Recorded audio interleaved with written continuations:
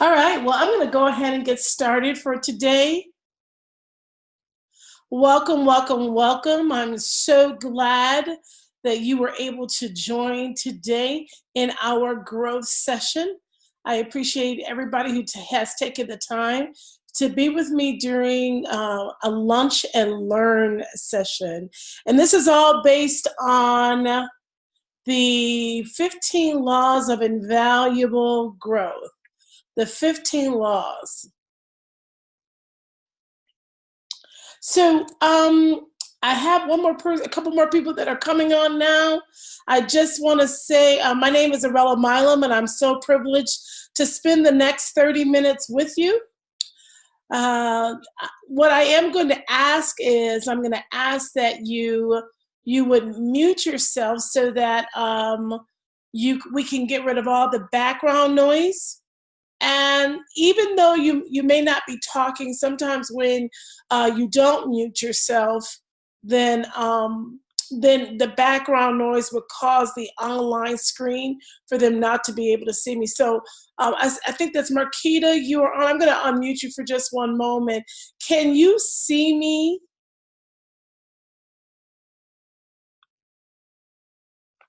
Yes, darling, I can see you. Okay, you can see me. Okay, I just wanted to make sure because once again, whoever is talking is the person that actually shows up on the screen. Okay, all right, wonderful. Well, we're gonna, again, this is the 15 laws of growth. And so in our session today, we're going to focus in on the law of awareness. And if you were with us last week, we did two other laws. We did the law of the rubber band, and then we also did, oh Lord, why is my memory escaping me? Anybody who was on last week, what was the other law that we engaged with?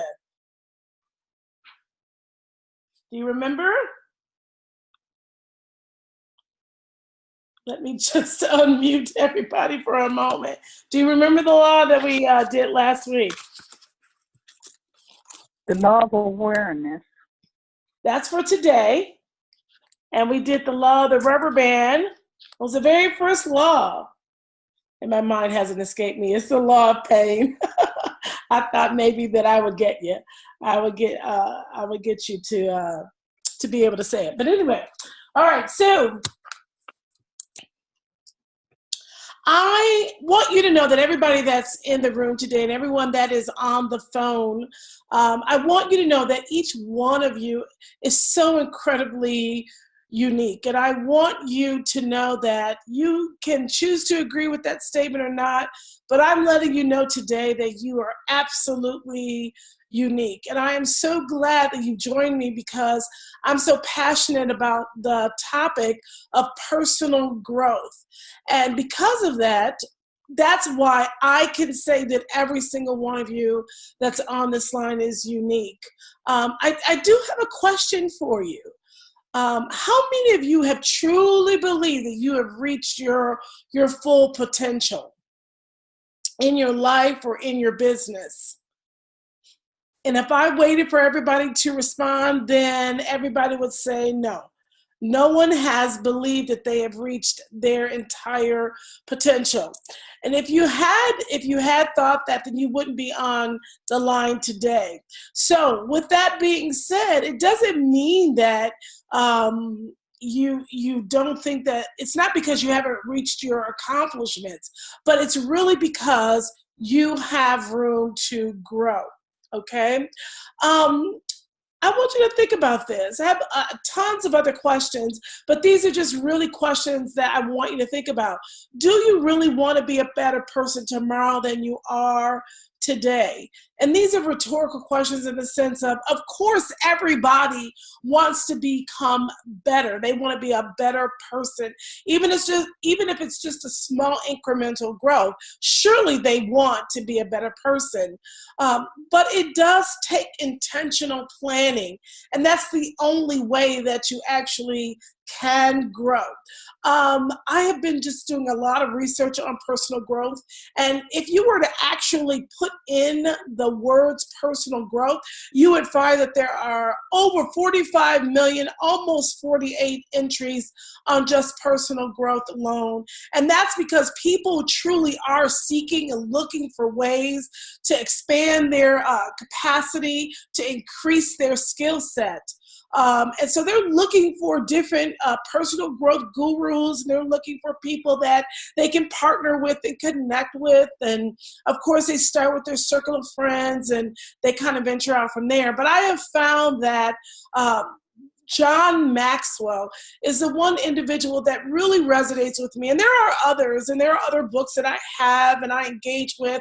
But I have found that on the subject of personal growth, that John Maxwell is he's the one that really, really connects with my experiences. And so in his book, The 15 Laws of Invaluable Growth, it really gives 15 insights and ways to really expand your capacity and really be a deep, reflective thinker in order to bring about change. So we're going to spend the next 20 minutes talking about one of the 15 laws. As I said before, we did 2 last week. We'll do 1 more today. And then Thursday, we'll talk about the law of environment. And I hope that everybody on the line today can actually join. The law of awareness says you must know yourself to grow yourself. Oh boy. And James Russell Lowell talks about no one can produce great things thoroughly without dealing with themselves. That is such an incredibly true statement. And I really do hope that you have something to write down these nuggets, get down these really impressive statements that I'm going to be making today. One of the hardest things to do is to look at yourself, is to look inwardly. And maybe because it's easier to come to conclusions about things that are outward than it is inward, it kind of requires that old age adage, to thine own self be true. Or what I like to call in urbanology, I just have to be real. So we do have to be real with ourselves, genuine and authentic, to be able to look inwardly. Matter of fact, when I was looking at the definition of authenticity, one of the definitions is to be true to one's own personality, your spirit or your character, with no pretensions. It's kind of like being naked in front of yourself. And so that's a catch-22 right there, because nobody wants to see themselves naked. But really what we're saying is that you've got to put all the cards on the table. You've got to put everything about yourself, the good, the bad, the ugly, the indifferent. It takes you stopping to become self-aware, to have the ability to directly know and perceive and be cognizant of what it is you're actually thinking, what it is that's in your mind, what the state of being conscious about who you are, to truly have a better understanding of the way you think, the impact of your experiences on yourself. Who are you as an individual? And if you're able to do that, then that really truly does empower you to make changes and to build on the areas of strength where you would like to make improvements. Often, authentic people know themselves. They are able to actually listen to their inner voice, and they can understand the complexities of their feelings. Now, if you're thinking, I don't know if I can actually do some of that, then that just means that you are becoming aware of what it is you think you can do. And that's the first step for personal growth.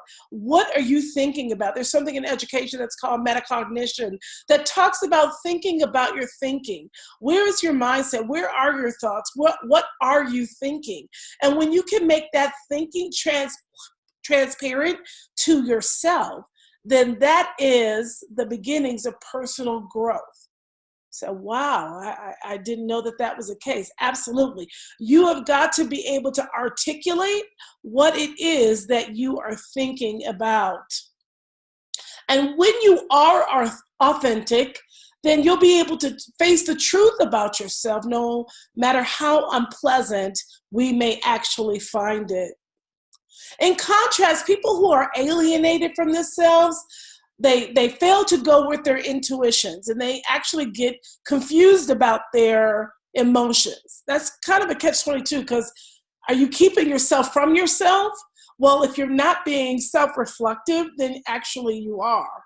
And what happens is that you get confused about your emotions when you don't stop to think about what you're thinking, what you're becoming aware of, and you actually make poor decisions instead of thinking about what is the right thing to do, or what's the next step to do, or why am I even thinking this, where, and then it becomes a barrier. So John, in this particular chapter in the 15 Laws of Growth, he admonishes us to look deeply within ourselves, to uncover our barriers, to authenticity. And then we begin to dismantle them in order to find really our passion and reach our goal. So why aren't we more self-aware?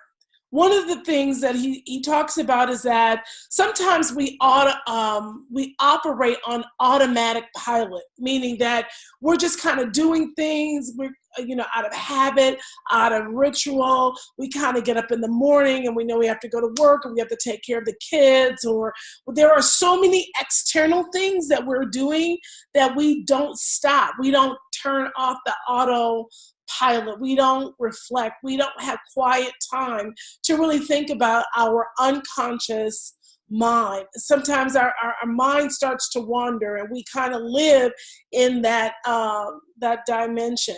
So he's saying the law of awareness says stop, so that you can become aware of yourself, of who's around you, the situations that you're in order to make decisions about that.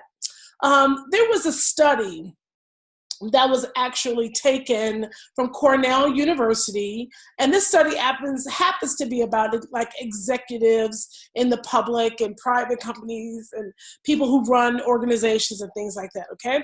And I'm bringing this to our space to say that one of the strongest predictors of their success when they did this study was that a high self-awareness was the strongest predictor of overall success.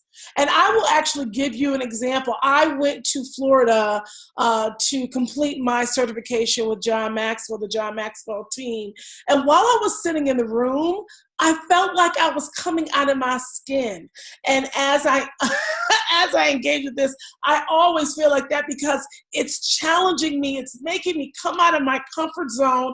It's causing me to think about, oh my God, what has been invested in me that I need to bring to fruition. And so it's like I didn't stop writing the whole time that I was there, because there was so much that was being poured into me that I needed to stop and reflect upon my own thoughts. And I was becoming more aware. Every single time I engaged in the session, I thought about myself. I reflected. I said, Aurelia, you're doing this, you're not doing this. What do you need to change? And that was like my whole mindset the entire time that I was there. Who are you? Where are you in this process? And what do you need to do to change? And what are you going to do? And when are you going to do it? And who will hold you accountable? I mean, those things just filtered all through my mind. And so I said something to my mentor, Dr. Mary Webster, and she said, Aurelia, you know what's happening to you? Your level of awareness is increasing. You can't get better if you don't know to get better, and you can't know to get better if you don't reflect on being better. Now, one thing that I can say is that we're not looking introspectively to just admire our problems and admire the negative and admire our thoughts. We're not doing that. We are looking introspectively so that we can actually assess the necessary steps to move us from where we are to where we want to be. Okay, so there are 3 types of people when we're considering our direction. 1, people who don't know what they like to do. So now let's kind of shift this a little bit and talk about like what we want to accomplish in life and things like that, because that's the whole purpose in being self-aware. Okay, so think about this. There are people who don't know what they would like to do, and as hard as this is to hear it, that means that you are confused. And I'm not here to point the finger. I am here to help you to become aware so that we can grow together and move from this place. People who do not know what they like to do are confused, or they don't know what they want to do. They don't have a sense of direction. They are confused. But the good thing is that you can move beyond that, okay? So we're just becoming aware today. The second thing is people who know what they want to do but don't do it are frustrated. And I got to tell you that I'm kind of like that with my health right now, that I'm like the second person. People who know what they want to do but they don't do it, frustrated. So I'm frustrated because I want to lose weight, I want to be healthier, I want to do those things, but when I don't do it, I'm frustrated. And so that's not a good space to be in either. Again, this is just aware. Be aware. The third person is the person that we aspire to be, right? The people who know what they like to do, know what they want to do, and they do it. These are the people who are fulfilled, who actually go on to lead an active and productive life. And those are all the people that you admire. Those are all the people that you look at and you go, oh, I wish I could be like them. No, you can be like them. But it requires a decision. And I was talking to somebody the other day and they were saying, yeah, it takes a mindset. And instantly I thought it takes more than that. It takes a mindset, it takes motivation, and it takes movement. You have got to move. And it's like, I don't know about you, but sometimes for me, I'm in the motivation stage. Like I need motivation, or I want motivation, or I need to motivate myself, I need somebody else to motivate me. It's like I don't get to that movement stage. Well, I won't be fulfilled if I don't. And it's a harsh reality. So I have to decide, this is us becoming aware of what our mindset is in order to get what we want. Again, we don't want to stay in the place where we're admiring our thoughts or admiring what what we want to become. We look inside so that we can grow ourselves. We must know ourselves to grow ourselves. So what I want you to do right now, okay? And if you have access to a sheet of paper, I would love for you to have a blank sheet of paper. Can everybody see my paper? And if you're on the phone, just go ahead and grab an 8.5 by 11. And this is going to be quick because in the class that I'm delivering, we'll go into it more in depth. But I just wanted to do quickly, a little exercise. So if you have a sheet of paper, fold it in 4s. It doesn't have to be neat. Or if you have a sheet of paper that you're taking notes on, just draw a little grid, a 2x2 grid. Okay? Or if you don't even worry about that piece. I want you to write down one of your strengths. Just one. And I know you have tons. You have tons. I want you to write down one of your strengths, and I'm going to do it with you. One thing that you know you are good at.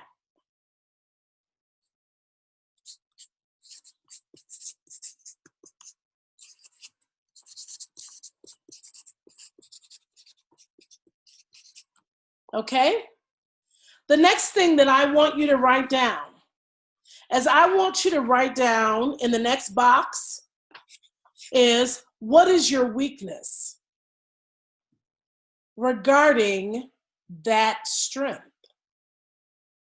What is your weakness regarding that strength? Or if that's a hard connection for you, just write down what's one of your weaknesses, okay?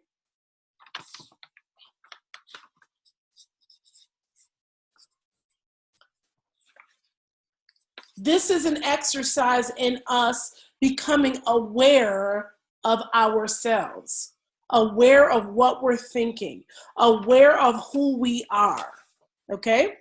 In the next quadrant, and for those of you who can see, I just wrote down one thing, my strength up here. I wrote down my weakness, and then now I'm getting ready to write the third one.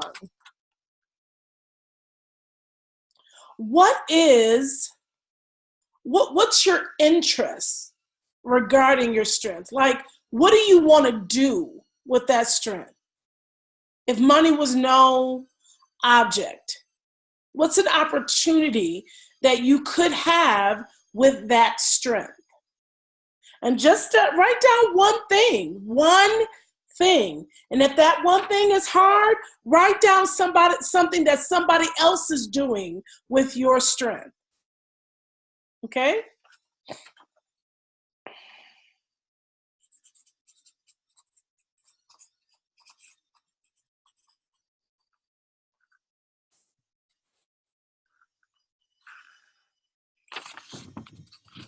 And then the last box, I want you to write down, what's a threat?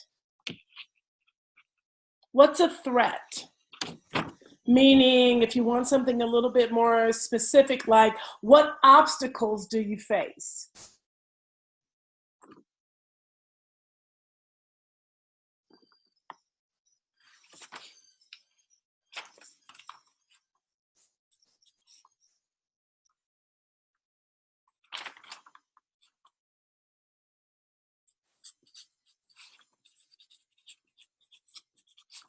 I would like for someone to be bold, to share their 4 quadrants. I'm going to share mine, but I want somebody on the line to share. And I'm going to unmute everybody.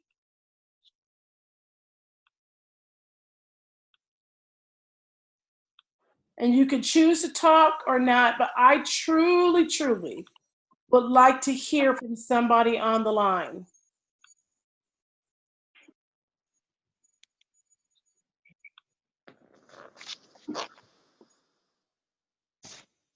I'll share mine.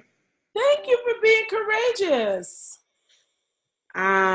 So I think one of my strengths is giving sound advice.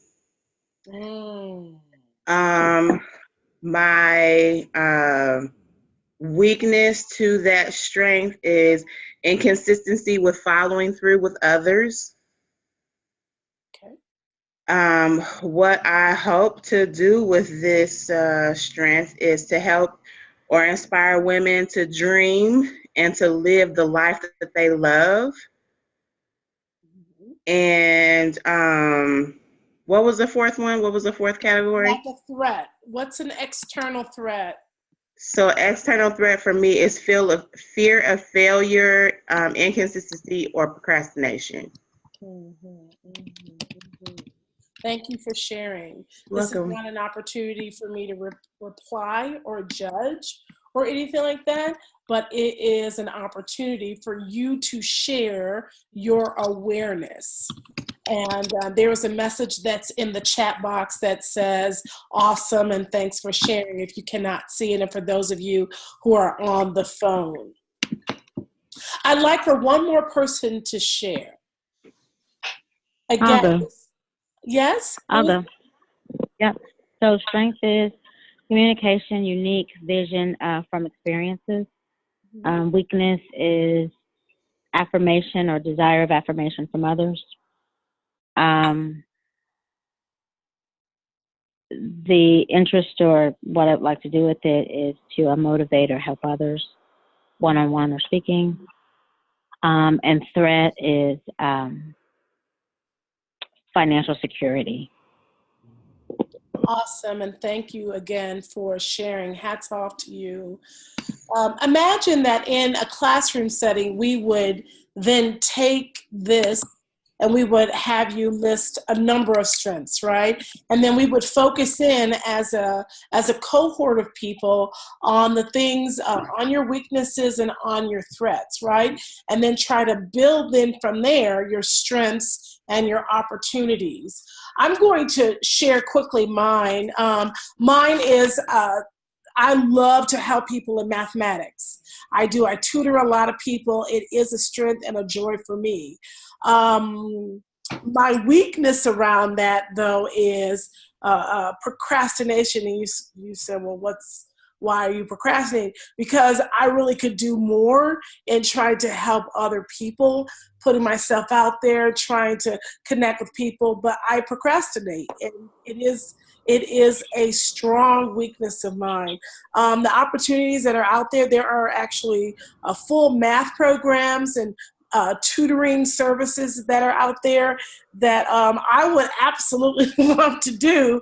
But then my threat is that I always feel like I don't have enough resources. I don't have enough money, and things of that nature. So again, this is just an exercise in you becoming aware of what your thoughts are.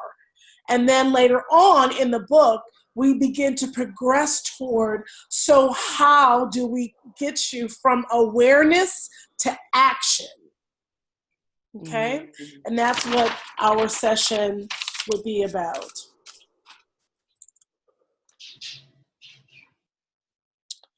So, I want you to think about some questions as I'm walking away, and I know I've given you the SWOT analysis, SWOT, and they use that for business, but I thought that this would be a great way for us to use it in a self-reflection arena.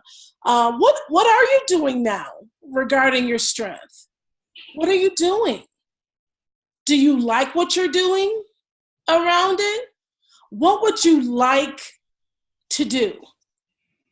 And if you're not enjoying what you're doing now, even on your job and things of that nature, then you need to take some time to explore why. So either it was the strength you wrote down, or maybe it's the job that you're in. If you are not enjoying it, then you have got to figure out why. I got to tell you, I had an epiphany about 2 years ago on my own personal job. I am living someone else's dream. I am helping somebody else fulfill their dream. And I'm not doing it for me. And that has got to change. And so changing says that I have to take a risk. But what if I don't change? What would I rather live with? Where I'm at, being stagnant, not being progressive? Or would I rather live with, I took a risk and I moved and there was action around what I decided to do? Our time has come to a close today, and I hate to end our session. We are just really getting into it. I want to leave you with this quote by Steve Jobs. Your time is limited, so don't waste it living someone else's life. Don't be trapped by dogma, which is living with the results of others' people thinking. Don't let the noise of others' opinions draw out your own inner voice, what you are becoming aware of. And most importantly, I want you to have the courage to follow your heart and your intuition. Guess what? Everything else is secondary. Thank you so much for your time today. Join me on Thursday at 12:30. I'm going to be talking about the law of environment, and very soon I'll be putting out a flyer to let you know when the classes will start. They will start next week is my hope, depending on interest and availability. And just let me know. You can reach out to me. Thank you so much. Again, this is around John Maxwell's The 15 Laws of Invaluable Growth. Have an extraordinary day.